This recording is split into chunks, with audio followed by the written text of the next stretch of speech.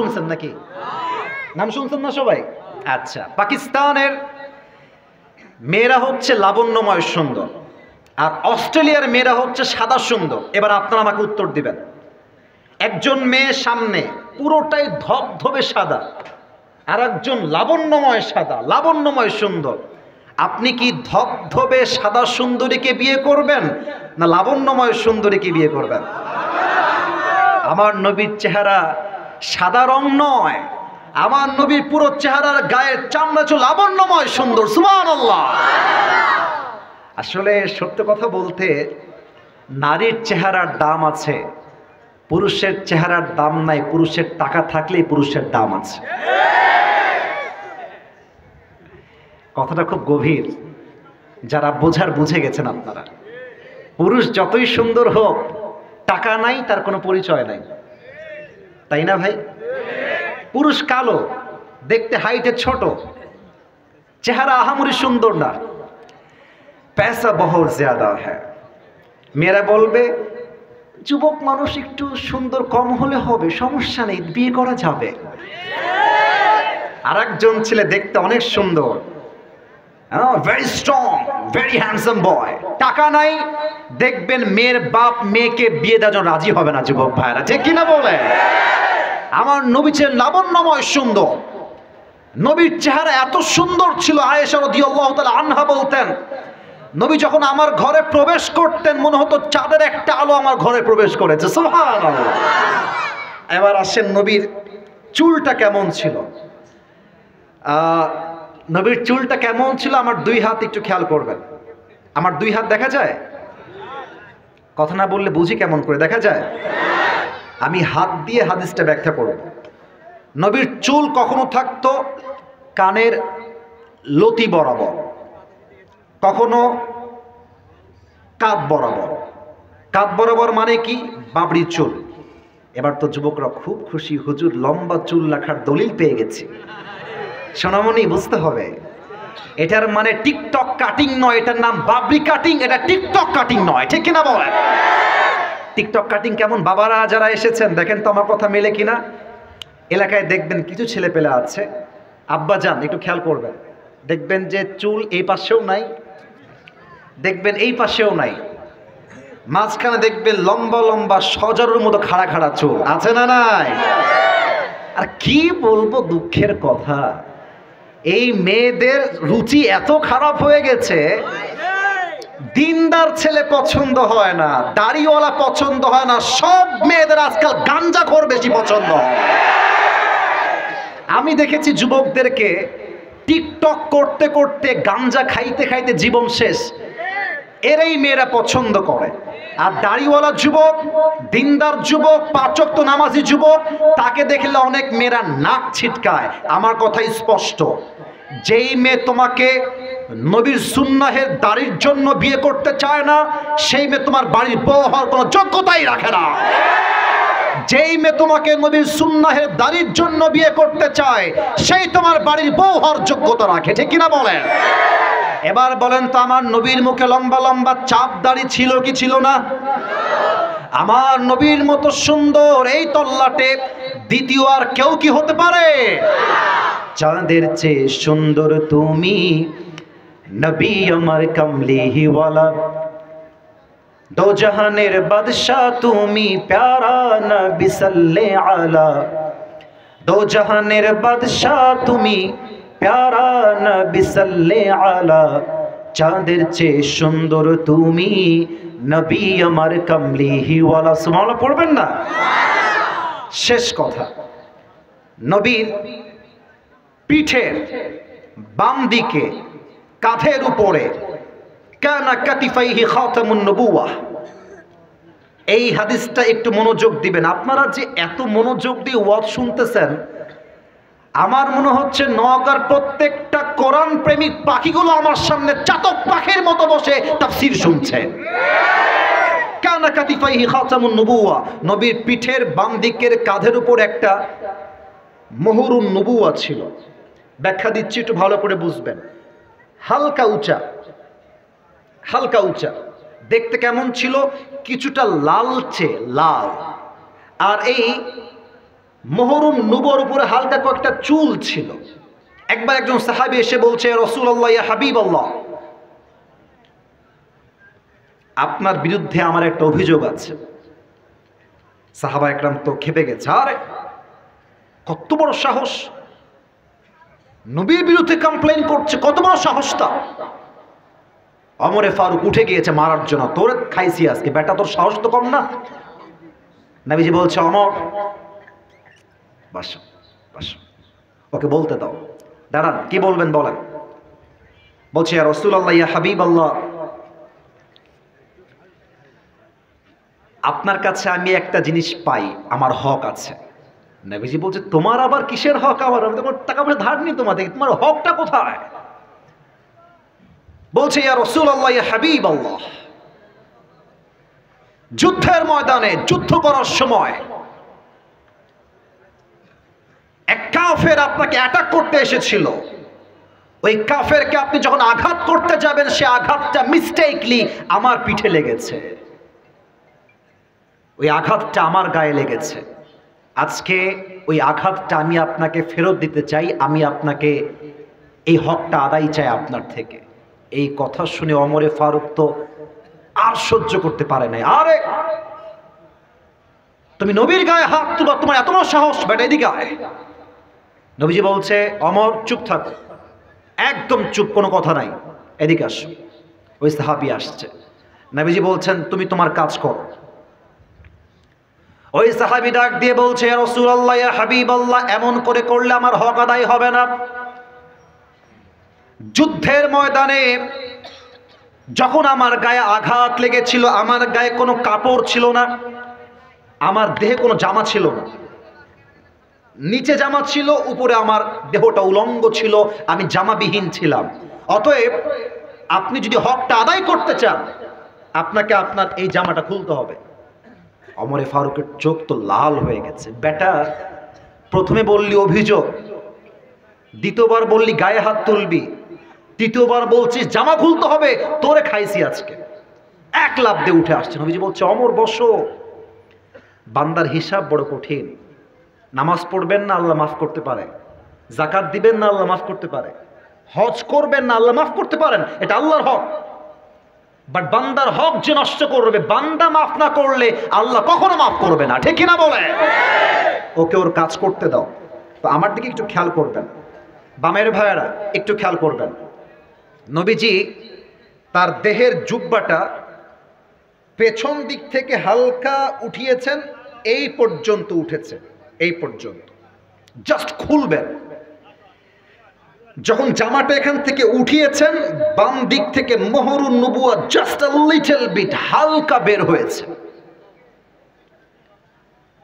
ওই সাহাবী যখনই মুহরুন নবুয়া বের হতে দেখেছে, দৌড় দিয়ে এসে নবীজির মুহরুন নবুয়াতে চুমু খেয়ে ফেলেছে, আর ডাক দিয়ে বলছে, ইয়া রাসূলুল্লাহ ইয়া হাবিবাল্লাহ, আমাকে মাফ করবেন হে আল্লাহর হাবিব, আমি আপনার গায়ে আঘাত করব কেমন করে? আপনার জন্য আমার জীবন কোরবান, মায়ের জীবন কোরবান, বাবার জীবন কোরবান। হে আল্লাহর রাসূল, আমি আপনাকে আঘাত করতে চাই নাই, আপনার মুহরুন নবুয়াতে চুমু খেয়ে আমি আমার ঠোঁটটাকে জাহান্নামের আগুন থেকে মুক্তি পাওয়ার জন্য চুমু দিয়ে দিয়েছি। কানা কাতিফাইহি খাতামুন নবুয়া, নবীজির পিঠের বাম দিকে ছিল মুহরুন নবুয়ার সিল।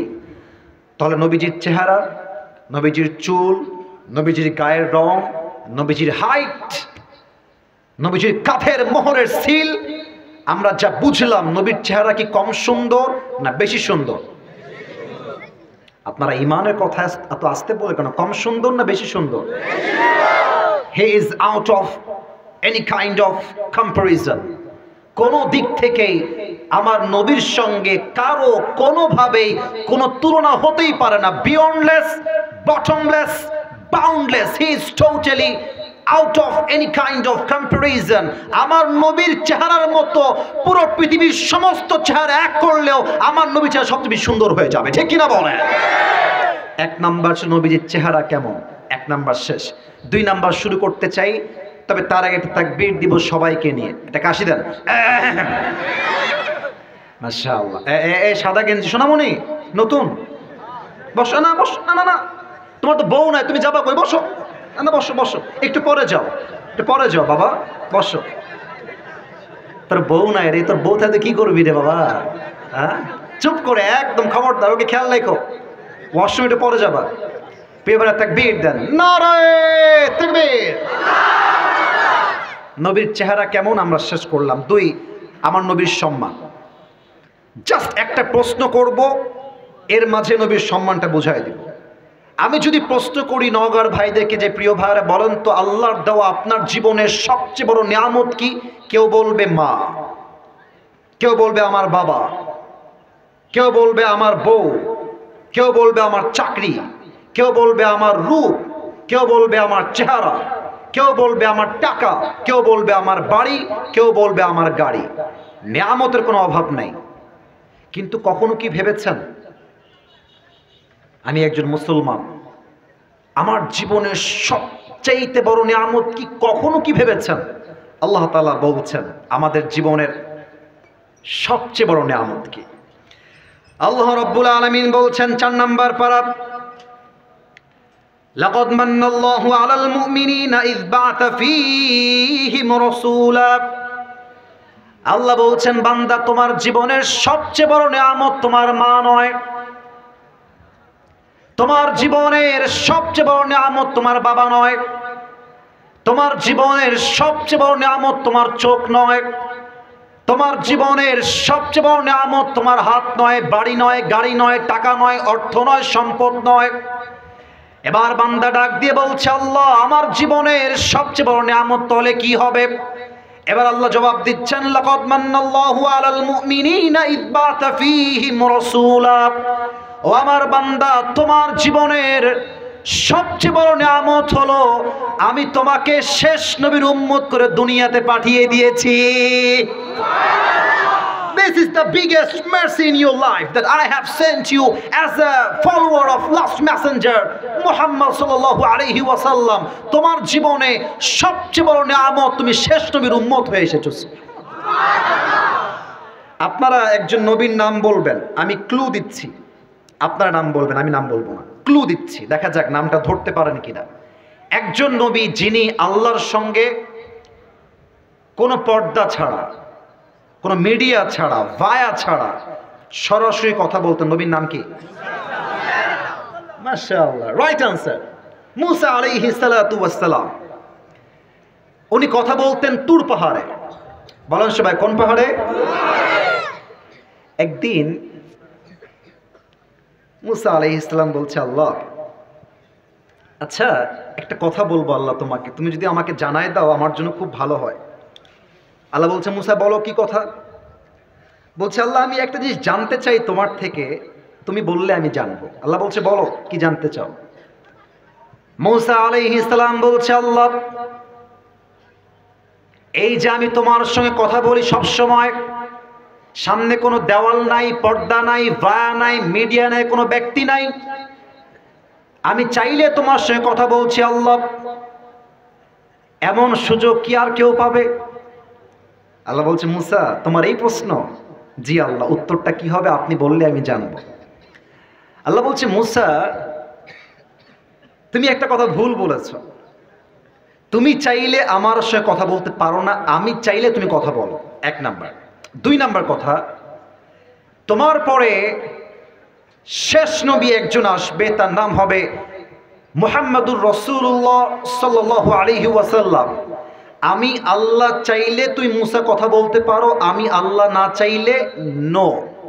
তবে সেই নবীর উম্মতরা যখন চাইবে, আমি আল্লাহ চাই কিংবা না চাই দ্যাট ডাজন্ট ম্যাটার, তারা যখনই চাইবে তারা আমার সঙ্গে সরাসরি কথা বলতে পারবে। কিভাবে? আল্লাহর হাবিব বলেছেন যখন বান্দা কোরআন তেলাওয়াত করে বান্দার কানেকশন সরাসরি আল্লাহর সঙ্গে জুড়ে যায়। সুবহানাল্লাহ। তুমি চাইলে কথা বলতে পারো না, আমি চাইলে বলো। আর মুহাম্মদের উম্মতরা এত দামি হবে, আমি চাওয়া না চাওয়া ডাজন্ট ম্যাটার, তারা চাইলে আমার সঙ্গে any time anywhere in the world যখন চাইবে তখন আমার সঙ্গে কথা বলতে পারবে। সুবহানাল্লাহ। বলেন তো নবীজির চাচার নাম কি ছিল? প্যাচ খাচ্ছেন নাকি? আব্দুল মুত্তালেব না আবু তালেব? দাদার নাম আব্দুল মুত্তালেব, চাচার নাম? আরো কয়েকটা প্রশ্ন করেই ফেলি, কারণ সামনে ওয়াচ করতে হবে আমাকে। বলুন তো, নবীজির মায়ের নাম কি ছিল? আমি আটকাবার জন্য বলছি না, আমি চাচ্ছি স্মরণ হোক সবার। বলেন, নবীজির মায়ের নাম কি? আর একটা ছোট্ট প্রশ্ন, নবীজির দুধ মায়ের নাম কি? মাশাআল্লাহ, হালিমাতুস সাদিয়া রাদিয়াল্লাহু তাআলা আনহা। শেষ প্রশ্ন, নবীজির বাবার নাম কি? আসতে বললেন কেন? নবীজির বাবার নাম? আচ্ছা, নবীজির বয়স যখন 7 থেকে 8 কিংবা 9, নবীজি বসে আছে, চাচা আসছে আবু তালেব, ভাতিজা আর কি, চাচা ভাতিজা সম্পর্ক, তাই না? তো কথা বলে কে এখানে? এই ব্রাজিল, এই আওয়াজ হবে না, না না হাসি না, আওয়াজ আসলে মনোযোগ কমে যায়। বামে আওয়াজ পেয়েছি কয়েকবার, প্লিজ तुम मेरे दोस्त हो यार, प्लीज चुप हो जाओ मेहरबानी করে, প্লিজ পায়ে হাত, চুপ চুপ থাকে। তাকবীর দেন, নারায়ে তাকবীর। আবু তালেব আসছে, নবীজি চুপচাপ বসে আছে, একজন যুবক নয়, কিশোর। আবু তালেব এসে বলছে, ভাতিজা তুমি যে কোনো সাধারণ মানুষ নও, তুমি যে অসাধারণ মানুষ এটা আমি আগের থেকেই জানি। সুবহানাল্লাহ। তো নবীজি বলছে, চাচা এটা কি বললেন, আমি কি অসাধারণ মানুষ? বলছে, ইয়েস ইউ আর অ্যামেজিং, তুমি অসাধারণ। তো বলছে, চাচা আপনি জানেন কেমনে? বলছে, আমি দুইভাবে জানি, এক তোমার মায়ের থেকে শুনেছি, দুই আমি নিজের চোখেই দেখেছি তুমি কোনো সাধারণ নও, তুমি এক অসাধারণ মহামানব। সুবহানাল্লাহ। নবীজি বলছে, তাই নাকি? আম্মা বলেছে আমার ব্যাপারে? মা কি বলেছে আমাকে বলেন চাচা, মা কি বলেছে আমার ব্যাপারে? আবু তালেব বলছে, মুহাম্মদ তোমার মা আমাকে বলেছে। আল্লাহু আকবার, কি কথা, কি কথা! তোমার মা আমাকে বলেছে, ফোনটা অফ করবেন মেহেরবানি করে। তোমার মা বলেছে, যখন সন্তান কোনো মায়ের গর্ভে আসে 10 মাস 10 দিন মা তার পেটের ব্যথার যন্ত্রণায় ঘুমাতে পারে না, খেতে পারে না, উঠতে পারে না, কিন্তু তুমি তোমার মায়ের গর্ভ থেকে নিয়ে আসা পর্যন্ত 10 মাস 10 দিন তোমার মা তার গর্ভে তুমি আসার পরে বিন্দু পরিমাণ কোনো ব্যথা অনুভব করে নাই। সুবহানাল্লাহ। আসতে পড়লেন কেন? আরে আওয়াজ দিয়ে কোন সুবহানাল্লাহ। চাচা আর কি শুনেছেন আমাকে বলেন, আমাকে বলেন চাচা কি শুনেছেন? আর বলছে, মুহাম্মদ তুমি যখন তোমার মায়ের গর্ভে এসেছো, তোমার মা কুয়ার থেকে পানি নেওয়ার জন্য রশি আর বালতি নিয়ে গিয়েছে। অন্যদিন রশি বালতিতে আটকে পানি উঠাইতে হয়, তুমি তোমার মায়ের গর্ভে আছো আর কুয়ার পানি অটোমেটিক নিচের দিক থেকে উপরে উঠে চলে এসেছে। চাচা আর কি শুনেছেন? আবু তালেব ডাক দিয়ে বলছে, ভাতিজা তোমার মা বলেছে, তুমি যখন তোমার মায়ের গর্ভে ছিলে, তোমার মা রাস্তায় হাঁটতে শুরু করেছে, রাস্তায় প্রচন্ড রোদ, রোদের তাপে মানুষের ঘিলু হয়তো বা টকবক করে ফুটছে, এত রোদের প্রচন্ড তাপ। তুমি তোমার মায়ের গর্ভে আছো, হঠাৎ করে সব রোদ দূর হয়ে গিয়েছে, একটা মেঘ তোমার মায়ের মাথার উপরে দাঁড়িয়ে ছায়া দেওয়া শুরু করে দিয়েছে। চাচা আর কি শুনেছেন বলেন তো দেখি। চাচা বলছে, মুহাম্মদ তোমার মা বলেছে, তুমি যখন তোমার মায়ের গর্ভে ছিলে, তোমার মা রাস্তা দিয়ে হাঁটছে আর রাস্তার দুই পাশের সমস্ত গাছগুলো তোমার সম্মানে তোমার মায়ের পায়ের কাছে সেজদায় লুটিয়ে গিয়েছে। চাচা আর কি শুনেছেন? তুমি যখন তোমার মায়ের পেটে ছিলে মুহাম্মদ,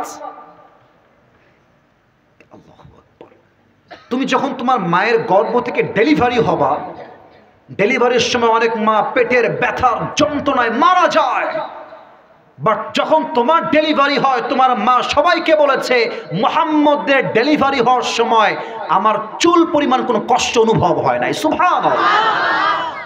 শেষ কথা। চাচা আর কি শুনেছেন? বলছে, মুহাম্মদ যখন তুমি দুনিয়াতে আসলা, তোমার মা তোমাকে কোলে নিয়ে বসে আছে, তো তোমার মা আছে, হালিমাতুস সাদিয়া আছে, আব্দুল মুত্তালেব আছে। তোমার মা তোমাকে কোলে নিয়ে বলছে যে জীবনে অনেক বাচ্চা দেখেছি, অনেক শিশু দেখেছি, বাট আমার মুহাম্মদের মতো এত সুন্দর বাচ্চা আমি জীবনে কখনো দেখি নাই। হালিমাতুস সাদিয়া বলছে, ঠিকই বলেছেন, আপনি আর কি দেখেছেন? আপনি তো থাকেন এইখানে, আমার কাজ দেখেন। আমি পুরো এরিয়াতে রাজার ছেলে, মন্ত্রীর ছেলে, সবাইকে আমি দুধ পান করিয়েছি, রাজ্যে রাজ্যে আমি ঘুরেছি। আমি কসম করে বলছি, মুহাম্মদের মতো এত সুন্দর সুশ্রী মানব, এত সুন্দর বাবু আমি জীবনে কখনো কোথাও দেখতে পারি না। এবার আব্দুল মুত্তালেব আসছে, ডাক দিয়ে বলছে, তোমরা বেডি মানুষ, তোমরা আর কি দেখেছো? তোমরা তো মেয়ে মানুষ, তোমরা কয় জায়গায় গিয়েছো? আমার থেকে শোনো। আমি ইরাকে গিয়েছি, শামে গিয়েছি, সিরিয়াতে গিয়েছি, মিশরে গিয়েছি, আমি পুরো পৃথিবীর কয়েকটা কান্ট্রি ব্যবসার জন্য ভিজিট করেছি, পুরো বিশ্বের এত দেশ ভ্রমণ করেছি। ওয়াল্লাহে মুহাম্মদের মতো এত সুন্দর পিচ্চি বাবু আমি জীবনে কোথাও দেখি নাই। এবার আসছে জিবরাইল আলাইহিস সালাম, সে বলছে, আপনারা আর কি দেখেছেন? আমার থেকে শোনেন, পৃথিবীর প্রত্যেকটা নবীর কাছে আমি জিবরাইল ওহী নিয়ে আসছি। আদম আলাইহিস সালামকে জান্নাতে দেখেছি, ইউসুফ আলাইহিস সালামকে কুয়ার মধ্যে আমিই ধরেছিলাম, ইউনুস আলাইহিস সালামকে মাছের পেটে দেখেছি, ইব্রাহিম আলাইহিস সালামকে আগুনে দেখেছি। আমি জিবরাইল ঈসা আলাইহিস সালামকে দুনিয়ার থেকে আকাশে নিয়ে গিয়েছি। এত নবী দেখেছি, এত মানুষ দেখেছি, এত সাহাবী দেখেছি, এত আল্লাহওয়ালা দেখেছি, মুহাম্মদের মতো তো সুন্দর মানুষ আমি কখনো দেখি না। আমার নবীর সম্মান বলেন সবাই কম না বেশি? আস্তে কেন বলেন সবাই, কম না বেশি? আমার নবী একমাত্র নবী, যেই নবীকে আল্লাহ তাআলা মৃত্যুর সময়ও সম্মান দিয়েছেন। নবী যেদিন মারা যাবেন, আপনারা সবাই আল্লামা দেলোয়ার হোসেন সাইদি হুজুরের নাম শুনেছেন? আপনারা কি ভয় পাচ্ছেন নাকি? আছে আগে আমরা সাইদি হুজুরের নাম বললে বলতো রাজাকার।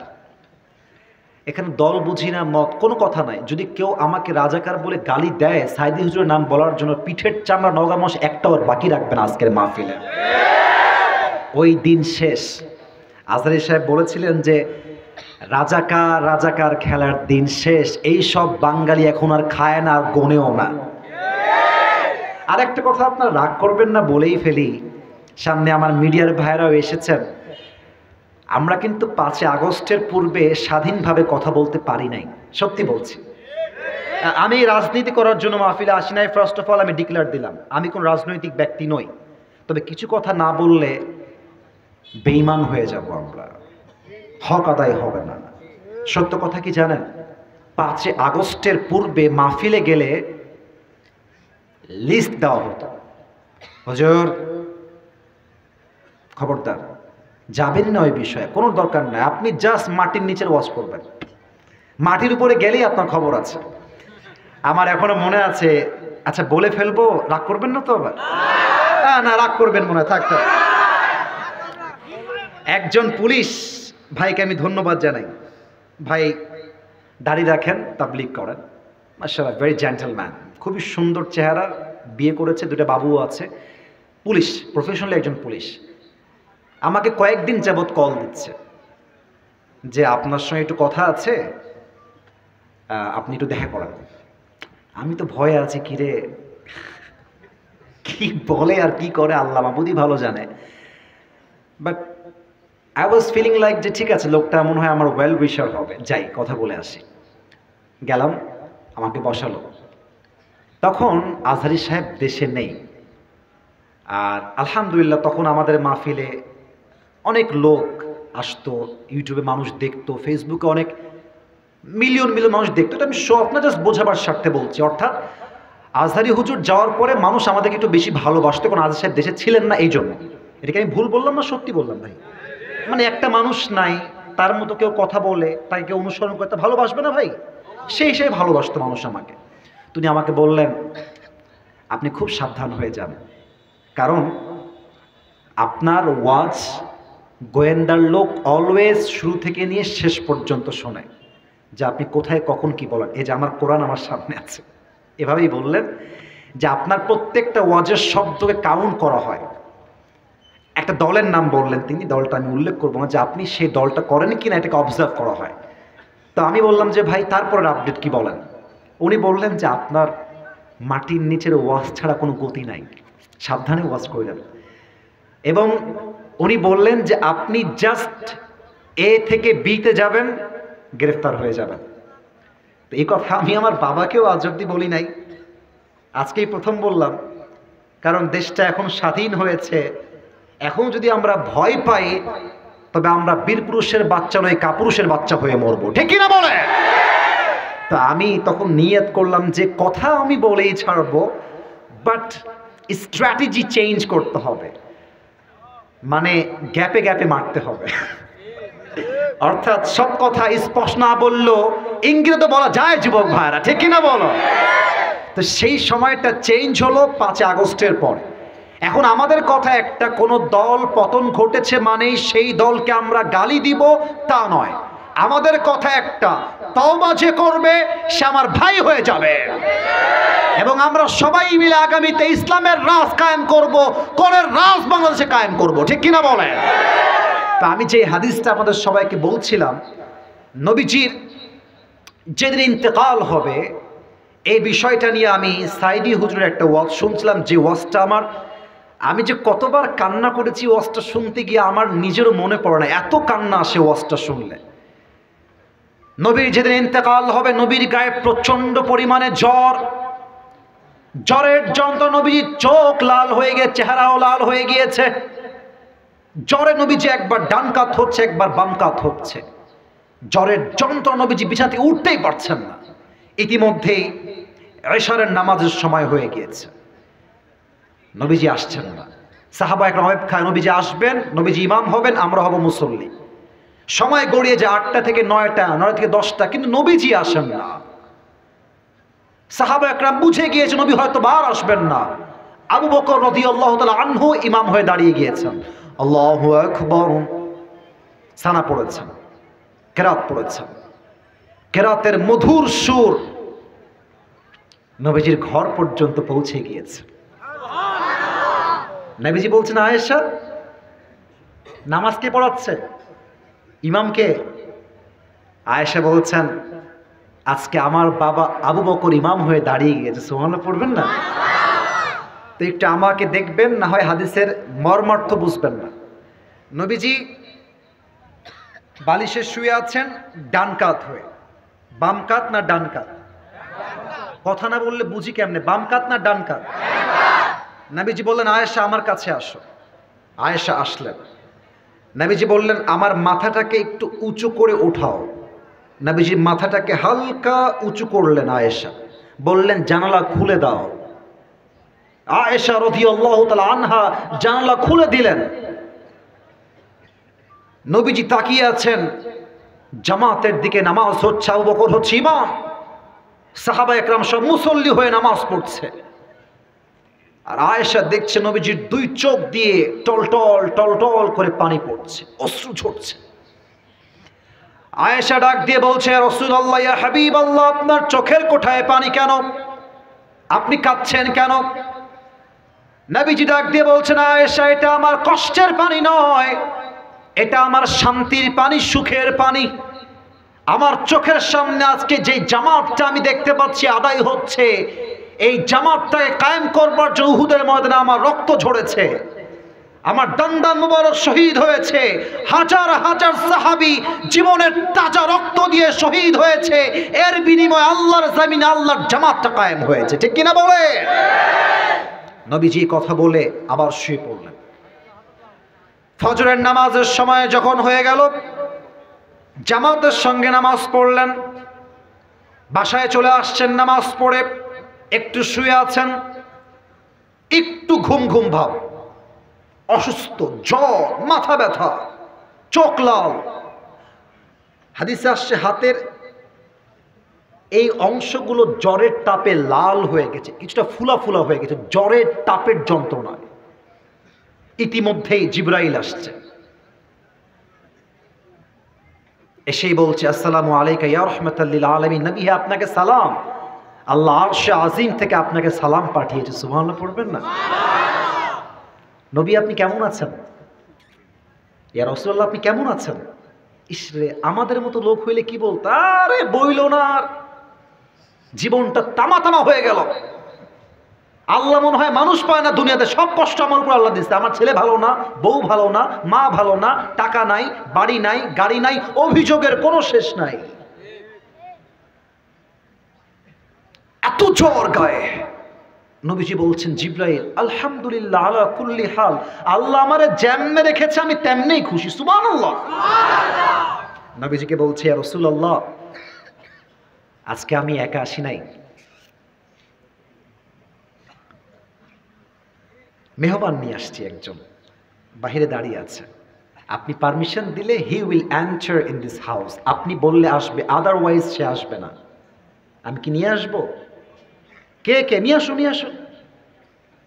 যে ঢুকেছে তার নাম হচ্ছে মালাকুল মউত। মালাকুল মউত নবীর ডান পাশের শিউরে দাঁড়িয়ে প্রথমেই নবীর শানে সালাম পেশ করেছে আর ডাক দিয়ে বলছে ইয়া রাসূলুল্লাহ,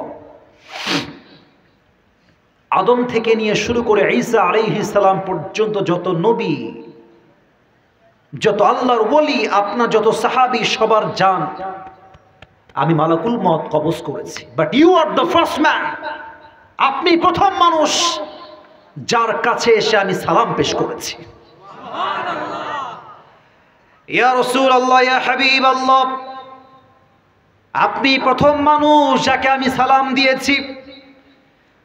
নবীজি উত্তর দিলেন, বললেন ওয়া আলাইকুম আসসালাম।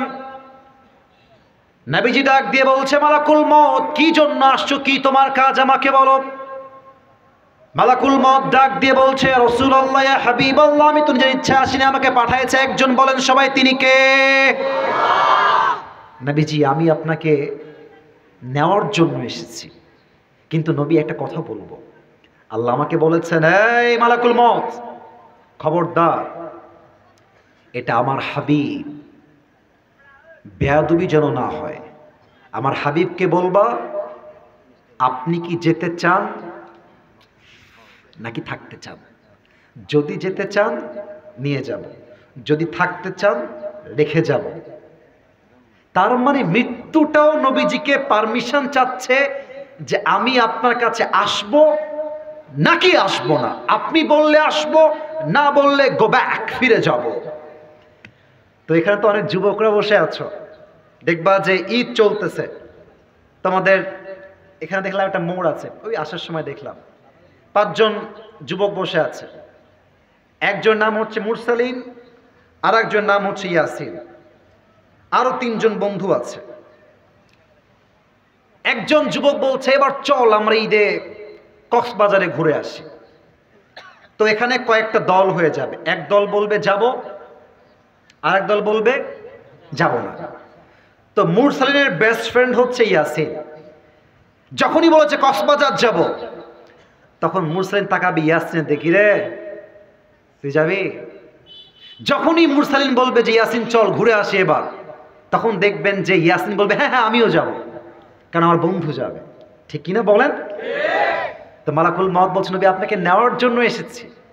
এবার নবীজি মালাকুল মউতের চোখের দিক থেকে চোখটা ফিরিয়ে, ডানেই আছে জিবরাইল। আমার কথা বোঝা যায় ভাই? একটু বলবেন মেহেরবানি করে, আমার কথা কি বোঝা যায়? জিবরাইল আমার চোখ দেখবেন, ইঙ্গিত। কি কি করব? যাব না থাকবো? জিবরাইলের মাথা নিচু হয়ে গেছে। জিবরাইল বলছে ইয়া রাসূলুল্লাহ, আল্লাহ আপনাকে দেখার জন্য অপেক্ষায় বসে আছে, আপনি গেলেই ভালো হবে, গেলেই ভালো হবে। নবীজি বুঝে গেছেন যে আমার দুনিয়াতে থাকার সময় শেষ। নবীজি বলছে আইনা আয়েশা, আয়েশা কোথায়? ওকে ডেকে নিয়ে আসো, একটা কথা বলে আমি দুনিয়া ত্যাগ করতে চাই। আইনা আয়েশা, আইনা আয়েশা। আয়েশা দৌড় দিয়ে আসি, ইয়া রাসূলুল্লাহ কি লাগবে বলেন, কি লাগবে আমাকে বলেন। নবীজি ডাক দিয়ে বলছে, আয়েশা তোমাকে কয়েক টুকরা স্বর্ণ দিয়েছিলাম, গোল্ডের টুকরা, সে স্বর্ণগুলো কোথায়? বলছে নবী খুব যত্ন করে রেখে দিয়েছি। কি করবো আপনি বলেন? বলছে এখনই সমস্ত স্বর্ণ আল্লাহর রাস্তায় দান করে দেব। নবীজি থাক না, ওগুলো থাক, ফাতেমার কাজে আসবে, আমার কাজে আসবে, থাক না। আল্লাহু আকবার। নবীজি বলছেন যে না না না, রাখা যাবে না, দান করে দাও। নবীজি কেন দান করব? আমি এমন অবস্থায় মরতে চাই যখন আমার সঙ্গে আল্লাহর সাক্ষাৎ হবে, আমি আল্লাহকে বলবো, আল্লাহ দেখো, তোমাকে নিয়ে দুনিয়াতে গিয়েছিলাম, যাওয়ার সময় আমার হাত খালি ছিল, তোমার কাছে ফিরে এসেছি, তাও আমার হাত খালি নিয়ে ফিরে আসছি। তোমাকে ছাড়া পৃথিবীতে আমি কাউকে রেখে আসি নাই, কিছু নাই আমার, আমি সব দান করে দিচ্ছি আল্লাহর রাস্তায়। আয়েশা দান করে দিলেন। মালাকুল মউত আসছে। যখনই রুহুটা কবজ করবে, দুইটা শব্দ নবীজি শেষবারের মতো বললেন। এক, আসসালাত, আসসালাত, আসসালাত ওয়া মা মালাকাত আইমানুকুম, উম্মতরা যাই করো আর তাই করো, নামাজ ছেড়ে দিও না, নামাজ ছেড়ে দিও না, এক নাম্বার। দুই, ওয়া মা মালাকাত আইমানুকুম, তোমার যে দাসী আছে, তোমার কাজের লোক আছে, তার সঙ্গে বাজে ব্যবহার করো না, তোমার জান্নাতের ফয়সালা করে দিবে একজন। বলেন সবাই, তিনি কে? মৃত্যুর সময় সম্মান। মালাকুল মউত বলছে, should I come or not, may I come in or not, আসবো নাকি আসবো না? আপনি আমাকে বলেন, আপনি বললে আসবো, না বললে আসবো। What N amazing status! এর মতো সম্মান দুনিয়াতে আর কারো হতে পারে না, ঠিক কিনা বলেন? দুই নাম্বার শেষ। কিন্তু রাত তো 12টা বেজে গেল যে, না থাক, শেষ করে দেই। তাহলে একটা শর্ত আছে, এখানে একজন যুবক দাঁড়িয়ে যাবেন, দাঁড়িয়ে কি করবেন? লিল্লাহি তাকবীর বলবেন, বাঘের বাচ্চার মতো। কোন বাঘের বাচ্চা আছেন? দাঁড়িয়ে যান, তাকবীর দিবেন। পারবেন? দেন দেখি। লিল্লাহি তাকবীর, লিল্লাহি তাকবীর, আল্লাহু আকবার, লিল্লাহি তাকবীর, আল্লাহু আকবার। আপনার বউ কনফার্ম? বসেন। মাশাআল্লাহ, বিয়ে করে ফেলেছেন? আর একটা বউ হবে সবার। আপনার বউ আছে নাকি এখানে? এই তো ভয়ে বলছে লাগবে না আমার। বসেন বসেন। আল্লাহ আমার প্রিয় ভাইকে পারিবারিক জীবনের সুখ দান করে, পড়েন সবাই আমিন। 3 নাম্বার ছিল আমার নবীজির আদর্শ। যদিও বা সময় খুবই কম, জাস্ট 10 মিনিটে বলে আমরা শেষ করব। আমার সঙ্গে তাকবীর দেন, আমার সঙ্গে দিবেন এবার। লিল্লাহি তাকবীর। আমি জাস্ট 3টা পার্টে কথা বলবো। এক, নবী বাবা হিসেবে কেমন ছিলেন? 2 নাম্বার, নানা হিসেবে নবীর আদর্শ কেমন ছিল? 3 নাম্বার, নবী স্বামী হিসেবে কেমন ছিলেন? এবার দেখি আপনারা উত্তর দেন। 1 নাম্বার বাবা, বলেন সবাই। 1 নাম্বার, 2 নাম্বার, 3 নাম্বার স্বামী। বামে ওই 4 জন কই যায়? এই ছেলে পেলে, এই ওই সাইডে। আচ্ছা ঠিক আছে, তাহলে ঠিক আছে। আপনাদের যে পরিমাণ লোক এসেছেন, আপনারা আমাকে পরিস্থিতি এত সুন্দর দিয়েছেন, আমি আপনাদেরকে মন থেকে বললাম, নওগাঁর মানুষ আসলেই সবাই ভদ্র ঘরের সন্তানেরা। আল্লাহ যেন কবুল করে, পড়েন সবাই আমিন। বলেন তো, আমার নবীর একজন মাত্র কলিজার টুকরা মেয়ে ছিল, মেয়েটার নাম কি ছিল? ফাতেমার স্বামীর নাম কি ছিল? শেষ উত্তর। বলেন তো, তাদের 2 জন সন্তান ছিল। 1 নাম্বার, 2 নাম্বার। সুবহানাল্লাহ পড়বেন না আপনারা সবাই? আচ্ছা, ফাতেমার বিয়ের সময় যখন চলে আসলো, নবীজি ডাক দিয়ে বললেন, আমার মেয়েকে কে বিয়ে করবা? প্রস্তাব নিয়ে আসো, কে বিয়ে করবা? প্রথমেই আসছে আবু বকর রাদিয়াল্লাহু তাআলা আনহু। সুবহানাল্লাহ পড়বেন না আপনারা সবাই? আচ্ছা, আপনারা তো সবাই জানেন যে আবু বকরের মেয়েকে বিয়ে করার জন্য আল্লাহর হাবিবকে ওহী দিয়েছে একজন। তিনি কে? এসে বলছে, ইয়া রাসূলুল্লাহ, আমি বিয়ে করতে চাই, আপনি কি বিয়ে দিবেন? নবীজি মাথা নিচু করে ফেলেছেন। নিচু, ইয়েসও বলেন নাই, নো বলেন নাই, মাথা নিচু। আবু বকর বুঝে গিয়েছে আমার সঙ্গে বিয়েটা হবে না, বের হয়ে চলে আসছে। এবার আসছে ওমর ফারুক রাদিয়াল্লাহু তাআলা আনহু, ইয়া রাসূলুল্লাহ, আমি ফাতেমার জামাই হতে চাই, আপনি কি আমাকে চান্স দিবেন কিনা? এবার নবীজি ইয়েসও বললেন না, নো বললেন না, মাথা এবার নিচু, চুপচাপ বসে আছে। ওমরে ফারুক সিগন্যাল পেয়ে গিয়েছে, আমারও হবে না, প্রস্তাব রিজেক্টেড, বের হয়ে চলে আসছে। এবার আমার হাতের দিকে তাকিয়ে দেখবেন কয়টা আঙ্গুল আছে এখানে? বাহিরে 4 জন সাহাবী, নামগুলো বলছি মাথায় রাখবেন, টুপি পাওয়ার সময় কাজে দিবে। এক হচ্ছে আলী রাদিয়াল্লাহু তাআলা আনহু, আর এক হচ্ছে আব্দুর রহমান বিন আউফ, আর 2 জন সাহাবী বাহির থেকে আসছে, অর্থাৎ ভেতর থেকে বাহিরে আসছে, এক আবু বকর আর এক হচ্ছে ওমরে ফারুক। কথা কি বোঝা যায় নাকি যায় না? 2 জন অলরেডি ছ্যাঁকা খেয়ে বেকা, অর্থাৎ প্রস্তাব কবুল হয় নাই। আবার রাগ করবেন না, আমি জাস্ট বোঝাবার সাথে আমাদের ভাষা বলতেছি। তো আবু বকরের মনটাও খারাপ, ওমরে ফারুক রাদিয়াল্লাহু তাআলার মনটাও খারাপ যে ইস রে, নবীজি রাজি হইল না, খুব কষ্ট লাগলো আমাদের। এবার আব্দুর রহমান বিন আওফ বলছে, আলী বন্ধু শোনো, একটা পরামর্শ দেই, চান্সটা নাও একটু, কাজে লাগে কিনা। বন্ধু তো বন্ধুই, দুষ্টামির শেষ নাই, ঠিক কিনা বলে? মুরব্বী আসতেছে, ছেলে পেলে তো আজকাল রাস্তাঘাটে বউ বানায় ফেলে, বলে যে এটা তোর আর এটা আমার।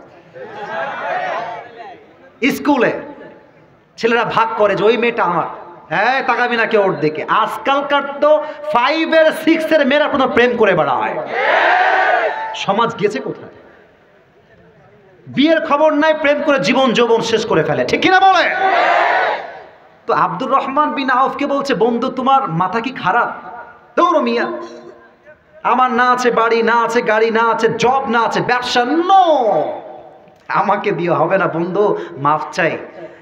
আব্দুর রহমান বিন আউফ বলছে, বন্ধু চান্স মারতে দোষ কোথায়, যাও যাও যাও। তো হাদিসে আসছে আলী রাদিয়াল্লাহু তাআলা নবীর কাছে আসছেন, তো একবার এদিক দিয়ে এসে এদিক দিয়ে বের হয়ে যায়, এই পাদ্দে ঢুকে এই পাদ্দে বের হয়ে যায়। হ্যাঁ আলী আই, কি এদিকে আসো, কি বলবো এদিকে আসো।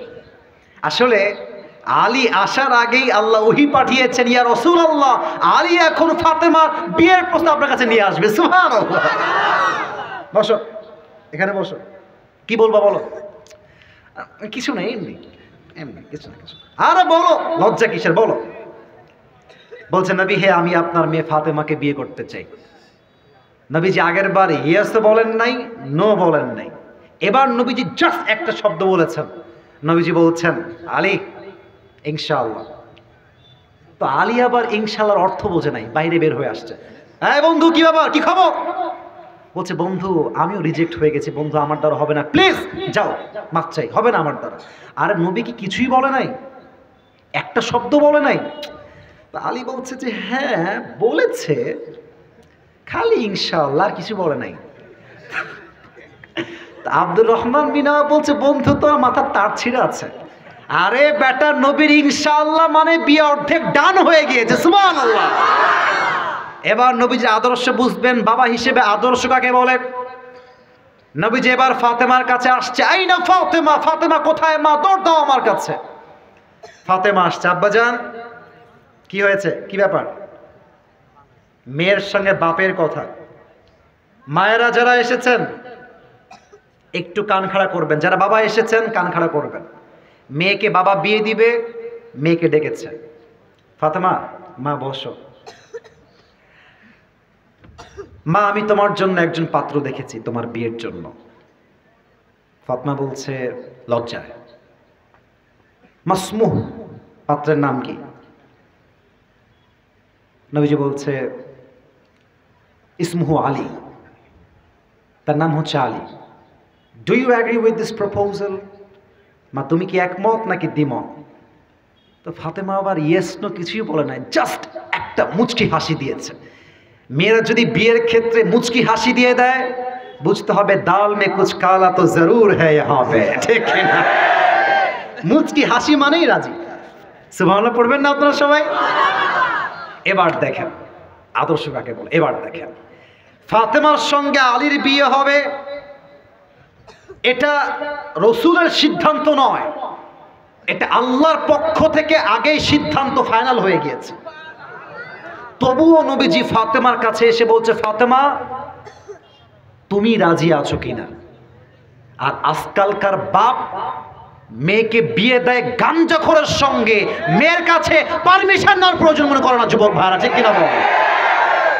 আপনি মেয়েকে বলবেন যে মা তোকে নওগাঁর মান্দার অমুক যুবকের সঙ্গে বিয়ে দিব, তোকে আমি চাপায়ের একজন যুবকের সঙ্গে বিয়ে দেবো, নাম এই, চরিত্র এই, ক্যারেক্টার এই, কাজ এই, জব এই, বিজনেস এই রকম, তুই করবি কিনা, নাকি তুই অন্য কাউকে পছন্দ করিস?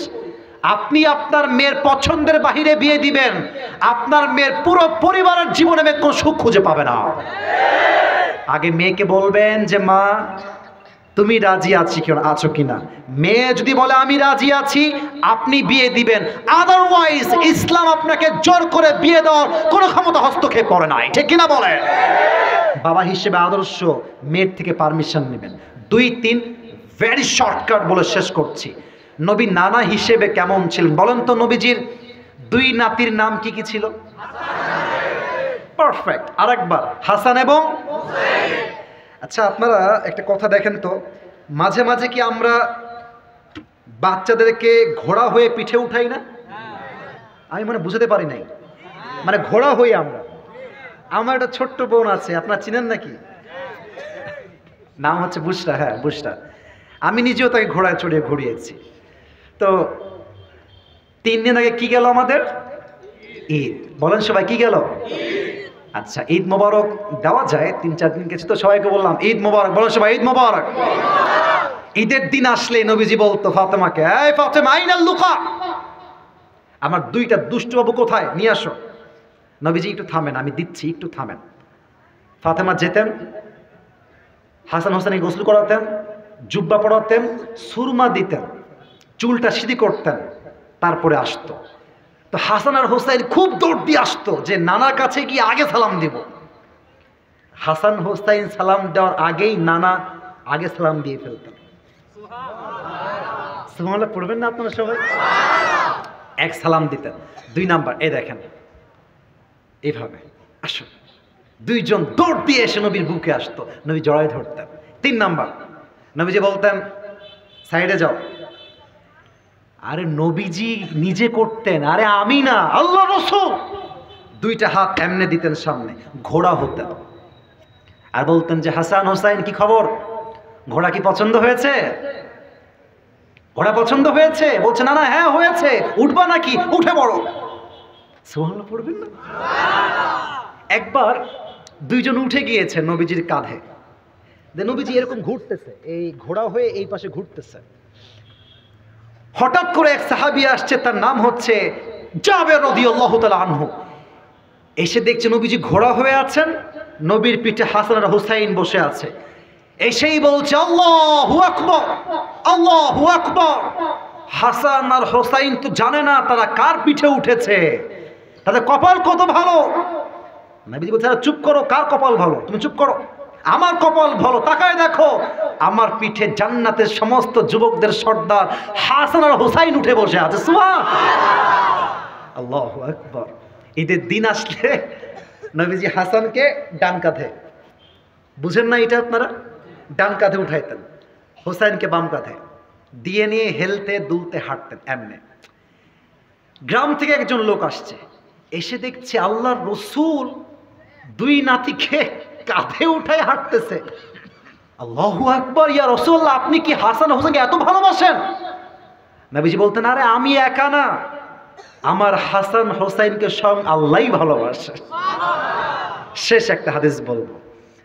আপনাদের মসজিদ কোথায়? এখানে, এইটা এখানেই, মাশাআল্লাহ। আপনারা অনেক কমিটির লোকেরা আছেন, আমি আপনাকে চিনি না, আমি কিন্তু ধমক দেওয়ার জন্য বলছি না, এটা একটু বুঝবেন, বোঝার জন্য বলতেছি। অনেক মুরব্বী বাচ্চাদেরকে ঘাট ধাক্কা দিয়ে মসজিদ থেকে বের করে দেয় এবং খুব বাজে ব্যবহার করে। এই দেখছেন, বাচ্চা মানুষ বলছে, ঠিক বলেছেন আপনারা, দেখেন তার মানে ও ফেস করছে এটা। আব্বাজান আপনি আমার এই হাদিসটা শোনেন, আপনার শিক্ষা হয়ে যাবে। আল্লাহ রাসূল নামাজ পড়াচ্ছেন, সেজদায় গিয়েছেন, সেজদায় গিয়ে আর উঠছেন না। এই আমার হাদিস কি বোঝা যায় ভাইরা? সেজদায় গিয়ে আর উঠছেন না। সাহাবা একরাম ভাবছে আল্লাহ রাসূল কি মারা গেলেন নাকি, ওঠেন না কেন? একজন সাহাবী সেজদায় আছেন নবীজির ঠিক বাম দিকে, সেজদায় গিয়েও মানে তিনি তাসবিহ পড়ছেন সুবহান রাব্বিয়াল আলা, সুবহান রাব্বিয়াল আলা। তো যখন টাইমটা লং হচ্ছে, 2 মিনিট 3 মিনিট হচ্ছে, সাহাবী ভেবেছে নবীজি মনে হয় ইন্তেকাল করেছেন, আমি খেয়াল করি নবীর কি হলো, বিপদ হলো কিনা। ওই সাহাবী নামাজরত অবস্থায় হালকা উকি মেরেছেন নবীর কি হয়েছে তাই দেখার জন্য, দেখা যায় যাচ্ছে। তো দেখছেন যে নবীজির কাঁধে এখানে হাসান, পেছনে হুসাইন চড়ে বসে আছে। এখন ওই সাহাবী ভাবতেছে আমি যদি টান দিয়ে ধরে নামাই দেই নবীজি পিঠ হালকা হয়ে যাবে, নবীজি আল্লাহু আকবার বলে উঠে দাঁড়ায় যাবে। তো না, সাহাবী নামাজের মধ্যেই হাসানকে ধরতে গেছে, নবীজি নামাজের মধ্যে ওই সাহাবীর হাতটা এমনি ধরে বসেছে, কোনো কথা নাই। নবী জাস্ট হাতটা ধরে মেসেজ দিয়েছেন, যতক্ষণ আমার নাতি আমার ঘাড়ে আছে ততক্ষণ পর্যন্ত আমি সেজদায় আছি, সেজদায় থাকবো, আমি উঠবো না। আচ্ছা আপনারাই বলেন, আপনাদেরকে বিচার দিলাম আমি, বলেন নবীজি চাইলে একটু ধাক্কা দিলে পারতেন কি পারতেন না? উনি মেসেজ দিয়েছেন যেই বাচ্চাকে তুমি আজকে ধমক দিয়ে মসজিদকে তাড়ায় দিবা সেই বাচ্চা আগামীতে নামাজি নয়, সেই বাচ্চা আগামীতে ডাকাত হয়ে বের হবে। আর যেই বাচ্চা নামাজি হবে আগামীর সেই সন্তান ওমর ফারুকের মতো গোটা বিশ্বকে ইসলামের জন্য লিড দেওয়ার সাহস ক্ষমতা রাখবে। আব্বাজান আপনি ধমক দিয়ে বাচ্চাকে তাড়াই দিবেন, আরে পকেটে চকলেট নিয়ে আসবেন, চকলেট নিয়ে আসবেন, বাচ্চাদেরকে দেখে চকলেট দিবেন। আব্বাজান আপনি একদিন মরে যাবেন, হতে পারে ওই পিচ্চি বাচ্চা একদিন কোরআনের হাফেজ হবে, একদিন আলেম হবে, আর আপনার কবরের কাছে গিয়ে বলবে যে আমার আব্বা খুব ভালোবাসতো আমাকে, আমার নানা আমারে খুব ভালোবাসতো, আমার দাদা আমার বড্ড ভালোবাসতো, মস্তি গেলে আমাকে চকলেট দিত, আদর করতো, ভালোবাসতো। আর একজন হাফেজ সন্তানের দোয়া আপনার জন্য জান্নাতের ওসিলাও তো হতে পারে। খবরদার, নবীর আদর্শ শিখেন নানা হিসেবে। বাচ্চা দেখলে আদর দিবেন, স্নেহ করবেন, ভালোবাসবেন। বাচ্চাদের যে ধমক দেয় সে ভালো বংশের পুরুষ কখনো হতে পারে না, ঠিক কিনা বলেন? নবীর আদর্শ নানা হিসেবে। শেষ কথা বলেই শেষ করছি, যারা স্বামী এসেছেন এবার তো বউরা বড্ড খুশি হয়ে যাবে। হ্যাঁ, আমার স্বামী ভাই যারা এসেছেন, 1 নাম্বার আদর্শ, বউকে ভালোবাসবেন প্রকাশ্যে সবার সামনে। এখন ভালোবাসা হয়ে গিয়েছে উল্টা, হারাম হয়ে গিয়েছে প্রকাশ্যে, হাল হয়ে গিয়েছে গোপনে যুবক ভাইরা, ঠিক কিনা বলে? হারাম প্রেম পার্কে করতেছে, ধুমাইয়া প্রেম, হ্যাঁ রিক্সায় করছে, রাস্তায় করতেছে, লজ্জা লাগে না। আর আজকাল তো স্বামী স্ত্রী বাহিরে ঘুরবে কি, যুবকদের যন্ত্রণায়, মেয়েদের যন্ত্রণায় হালাল প্রেমটা এখন কঠিন হয়ে গিয়েছে, ঠিক কিনা বলেন? দেখেন একজন সাহাবী আসছে, এসে বলছে নবীজি মান তুহিব্বু আকসার, আমি কিন্তু আমার ওয়াজের শেষাংশে আছি, খুব মনোযোগ দিবেন।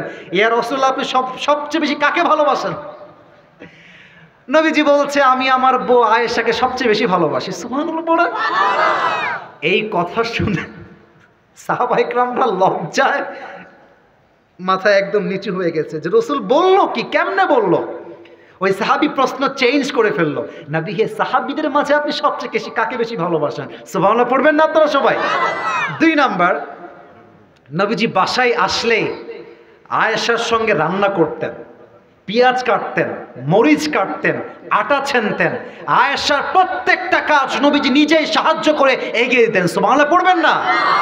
আর নবীজি দিন রাত যখনই দেখা হতো আয়েশাকে বলতো আয়েশা আমি তোমাকে ভালোবাসি, খাদিজা আমি তোমাকে ভালোবাসি। এটাই নবীর সুন্নাহ। যেই স্বামী তার বউকে ভালোবাসতে পারে সে কাপুরুষের সন্তান নয়, সে বীর পুরুষের সন্তান, ঠিক কি না? আল্লাহর হাবিব বলেছেন যে স্ত্রীর কাছে সেরা সে আমার কাছে সেরা, যে স্ত্রীর কাছে জঘন্য সে আমার কাছেও জঘন্য। আল্লাহ সবাইকে স্ত্রীর প্রতি ভালোবাসা প্রদর্শন করার তৌফিক দান করুক। পড়েন সবাই আমিন। সবাই 2 হাত তোলেন, কেউ যেন বাদ না যায়, সবাই 2 হাত তোলেন।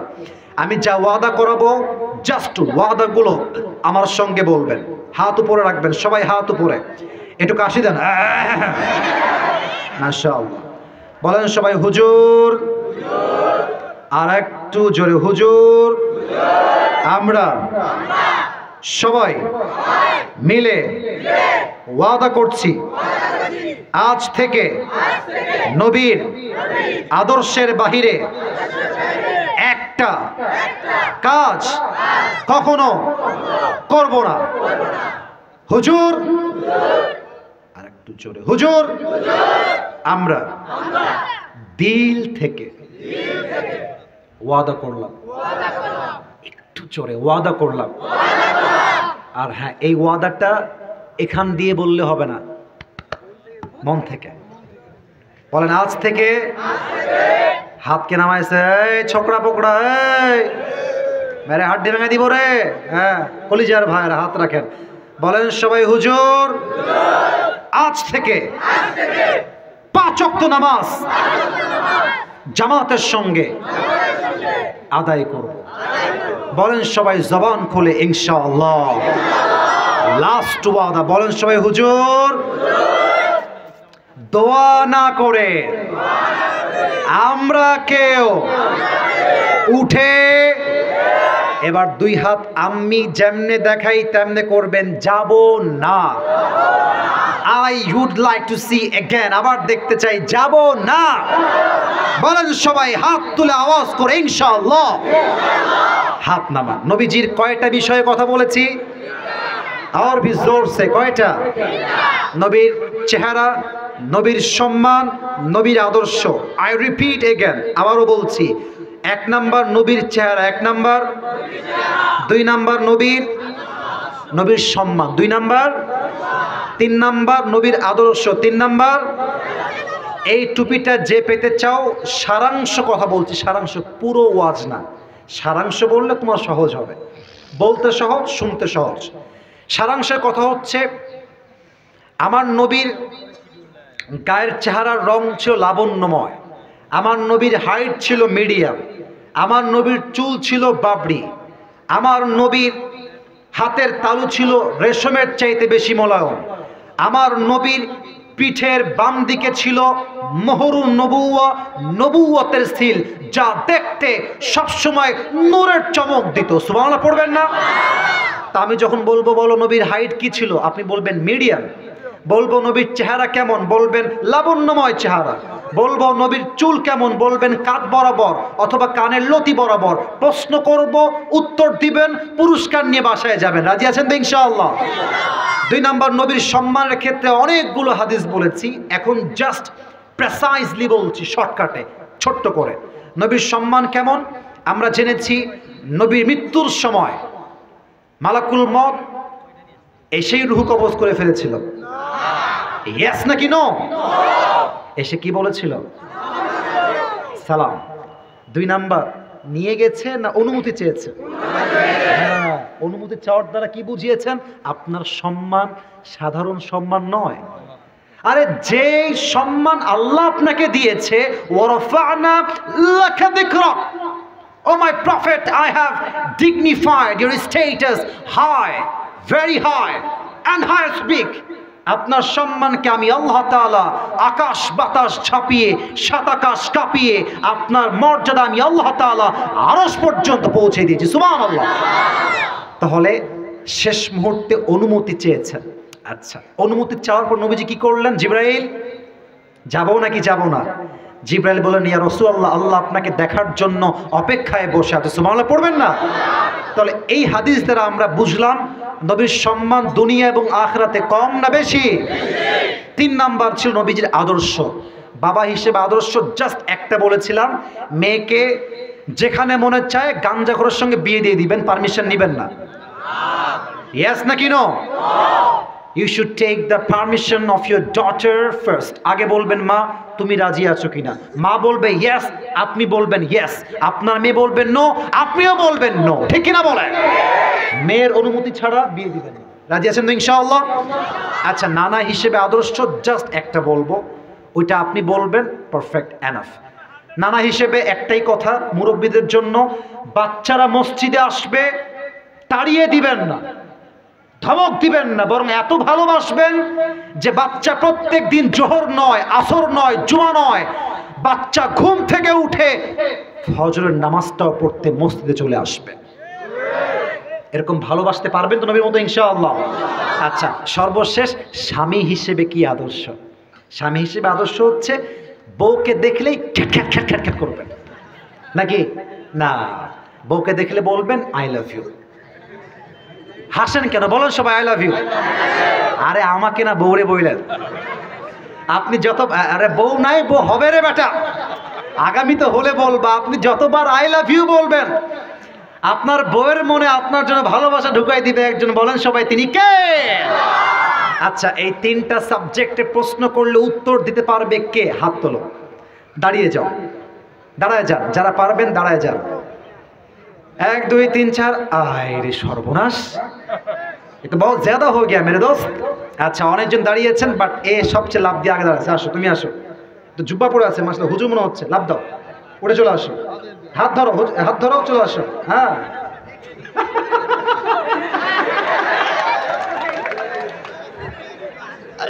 আস্তে আস্তে। মাইক্রোফোনটা কোথায়? মাইক্রোফোনটা, হ্যান্ড মাইক্রোফোন। আপনারা চান্স পেতে পারেন, বসে পড়েন। চান্স পেতে পারো তোমরা, না পারলে চান্স দিব, বসে পড়ো। প্রিয় ভাইরা, তাকবীর দেন, নারে তাকবীর। সালাম দাও সবাইকে। আসসালামু আলাইকুম ওয়া রাহমাতুল্লাহি ওয়া বারাকাতুহু। ওয়ালাইকুম আসসালাম। বাবু, তুমি মাইকটা রাখো, এই পাশে আসো, এই পাশে আসো, কারণ মেবি মিডিয়ার ভাইরা কভারেজ নেবেন, বারবার আমাকে ইঙ্গিত করছেন এই পাশে দেওয়ার জন্য। আমরা চাই আজকের মাহফিলটা এখানেই শেষ হবে না, পুরো বাংলাদেশে এই মাহফিলটা ঐতিহাসিক মাহফিল হয়ে থাকবে, ঠিক কিনা বলেন? আচ্ছা, দুটি শর্ত বলে দেই যাতে করে আপনাদের জন্য সুবিধা হয়। এক শর্ত তার জন্য, 3 বার বেঁধে গেলে আই উইল হেল্প হিম। সে 3 বার বেঁধে গেলে আমি তাকে সাহায্য করব উত্তর দিয়ে। 3 বারের বাহিরে বেঁধে গেলে আরেকজন চান্স পাবে। ফার্স্ট রুল, প্রথম নিয়ম। 2 নাম্বার, এটা আপনাদের জন্য। ও নওগাঁর সন্তান, ও উত্তর দিয়ে ফেললেই আপনারা সকলে আওয়াজ দিয়ে বলবেন মারহাবা। বলেন দেখি একবার প্র্যাকটিস হিসেবে মারহাবা। মাশাআল্লাহ, আরেকবার বলেন মারহাবা। তো সালামটা আরেকবার দিবা, অনেকে উত্তর আসতে দিয়েছে, জোরে সালাম দাও। আসসালামু আলাইকুম ওয়া রাহমাতুল্লাহি ওয়া বারাকাতুহু। আচ্ছা, আমার নবীজির কয়টা বিষয়ে কথা বলেছি আজকে? তিনটা। বাবু, তোমার আওয়াজ করা যাবে না, ভাইয়াকে বলতে দাও, ঠিক আছে? একটু ধরে রাখো। হ্যাঁ, বাবুর সঙ্গে বাবু হিসেবে কথা বলে হচ্ছে নবীজির সুন্নাহ। বাবুর সঙ্গে বাবু হয়ে থাকবেন, ও আপনারা বেশি ভালোবাসবে, ঠিক কিনা বলেন? আমার ছোট বোনের সঙ্গে আমার যেই মানে মেলামেশা, মনেই হবে না যে আমি ওয়াজ করি। আমার মা বলে তুই কি পাগল, তুই কি করিস এগুলোর সাথে? তা আমি যে ভালোবাসি বাচ্চার মতো বাচ্চাকে, ফায়দা কি হয়? আমার ছোট বোন আমাকে সেটা কিছুই বোঝে না, এখনো কল দিয়ে বলছে ভাইয়া মাহফিল শেষ করে আগে বাসায় আসবা, তোমার বাসায় তুমি যাবা না, আগে আমার কাছে আসবা। মানে কি, ভালোবাসা থাকলে ভালোবাসা আরো বাড়ে, ঠিক কিনা বলেন? তো তুমি বলো, প্রথম হচ্ছে নবীজির চেহারা কেমন ছিল? বলো, নবীজির চেহারা রং কেমন ছিল? লাবণ্যময়। বলেন সবাই মারহাবা। উত্তর দিবে, আপনারা বলবেন মারহাবা, লাবণ্যময়। শেষ। বলো, নবীর হাইটটা কেমন ছিল? মাঝারি গঠনের। টুপি লস রে। আচ্ছা, এবার বলো, আমার নবীর চুলটা কেমন ছিল? বাবরি অথবা কান পর্যন্ত, লতি পর্যন্ত। মারহাবা বলে, রাইট আনসার, বাবরি অথবা কানলতি পর্যন্ত। এবার তুমি বলো, আমার নবীর পিঠের বাম দিকে কি ছিল? খতমে নবুওয়াতের চিহ্ন। আচ্ছা, প্রথম চ্যাপ্টারে সে 100তে 100 পেয়ে পাস করেছে, মারহাবা বলে। আচ্ছা, নবীর হাতের তালু কেমন ছিল? রেশমের মতো নরম। পাস, 100তে 100। আচ্ছা, পারবে, মাদ্রাসা ছাত্র doesn't matter, it's a matter of brain. যার মেধা আছে সেই পারবে, আদারওয়াইজ সে পারবে না, ঠিক কিনা বলেন? মেধা থাকলে হবে না, সাহসও থাকতে হবে। ক্যামেরা আছে, আমি আছি, মুরব্বীরা আপনারা আছেন, এতটা সহজ নয় যতটা সহজ আপনারা মনে করছেন। একবার বলো তো সবাই মিলে মারহাবা। নবীজির সম্মান। আচ্ছা বলো তো, মালাকুল মত এসে নবীর শিওরে দাঁড়িয়ে কি করেছিল? অনুমতি চাইছেন। মারহাবা বলবেন না আপনারা সবাই? উত্তর ঠিক আছে, নবীর সম্মানের জন্য সালামও দিয়েছে, অনুমতিও চেয়েছে। মারহাবা বলবেন না আপনারা? আচ্ছা, নবীর সম্মান আল্লাহ বুঝিয়েছেন, সম্মানটা সাধারণ কোনো সম্মান নয়, আরশ পর্যন্ত এই সম্মানকে পৌঁছে দিয়েছে একজন, তিনি কে? আচ্ছা, এবার তুমি বলো, বাবা হিসেবে যদি আমি নবীর আদর্শ মানতে চাই, মেয়েকে বিয়ে দেওয়ার সময় আমি কি করব? অনুমতি চাইতে হবে। মেয়েকে বলবেন মা তুমি রাজি আছো কিনা, মারহাবা বলবেন না আপনারা? আরো সহজ হাদিস তোমাকে বলছি, নানা হিসেবে একজন বাচ্চার সঙ্গে আমরা কি করব? হ্যাঁ মসজিদে চকলেট নিয়ে আসবো হ্যাঁ। ভালোবাসবো, চকলেট নিয়ে আসবো, ভালোবাসবো, এটা হচ্ছে নওগাঁর ভাষা, ঠিক কিনা বলেন? নওগাঁর ভাষা খুবই সুন্দর, সত্যি খুবই সুন্দর লাগে। আমার অনেক ছাত্র ভাইয়ের বাসা নওগাঁতে, এবং আমার এখনো মনে আছে আমার পুরো মাদ্রাসার ভেতরে, এটা অহংকার করে বলছি না, নিচের ক্লাসে আমি ছিলাম নাম্বার 1, এটা আলহামদুলিল্লাহ, এটা অহংকার না। আর উপরের ক্লাসে যিনি 1 নাম্বার ছিলেন, আমার রুমে থাকতো, আমি তার রুমে যে পড়তাম, আমার ভাইয়ের বাসা নওগাঁতে ছিল। মারহাবা বলবেন না আপনারা সবাই? ব্রিলিয়ান্ট, নওগাঁর মানুষের ব্রিলিয়ান্ট হয়, মেধাবী হয়। এবার তুমি শেষের দিকে চলে আসছো বাবা, লজ্জা নাই? স্পষ্ট বলবা, বউকে আমরা বলবো কি বলবো? বলো সবাই মিলে মারহাবা। তোমার নাম কি? মোহাম্মদ মিজানুর রহমান। মিজানুর রহমান, আল্লাহকে আজহারি হিসেবে কবুল করুন, একবার সবাই আমিন। ব্রেন ভালো তো, একটাও আটকায় নাই তো, একটাও আটকায় নাই। তুমি মাদ্রাসায় পড়ো? তুমি কি হেফজে পড়তেছো? কিতাব পড়ি। কোন কোন কোন কিতাব পড়তেছো তুমি? কোন কোন জামাতে আছো? তখন জামাত শেষ। দহম জামাতে আছো। সামনে মিজানে যাবে, মিজানে ভর্তি হয়ে গেছো এবার? মাশাআল্লাহ, আল্লাহকে ইসলামের একজন একনিষ্ঠ দায়ী হিসেবে কবুল করুক, পড়েন সবাই আমিন। তোমার টুপিটা খুলো, তুমি পরে দিবা এই টুপিটা। আসো, যতটুকু হয় আসো, আসো। মাশাআল্লাহ, মাশাআল্লাহ, মাশাআল্লাহ, আল্লাহকে কবুল করুক, পড়েন সবাই আমিন। বসো, তুমি এখানেই বসো, তুমি এখানেই বসো। প্রিয় ভাইরা, মনটা এত খুশি হয়ে গেল, বিশ্বাস করেন, ও আমাদেরকে প্রত্যেকটা শব্দে শব্দে ওয়াজ শুনিয়ে বুঝিয়ে দিয়েছে। এখানকার অডিয়েন্স বা শ্রোতা জাস্ট আসিফ হুজুরের চেহারা দেখার জন্য আসে নাই।